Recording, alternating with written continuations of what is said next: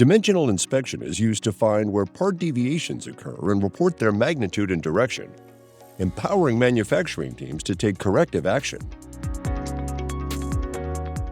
Beyond identifying features that are out of tolerance, PolyWorks Inspector 2025 introduces GD&T enhancements that make your position and profile results actionable. GD&T Derive dimensions display additional values that describe measured deviations expressed in the datum reference frame alignment. These include the center point coordinates of measured holes, the top, bottom, and maximum deviation coordinates of axial features, and the most in-material and out-of-material deviations and coordinates of surface profiles.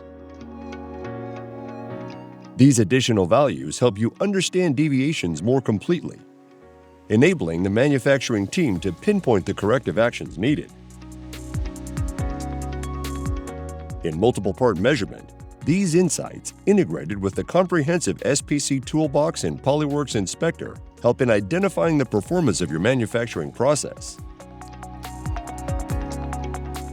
Download PolyWorks Inspector 2025 now and empower targeted improvements with confidence.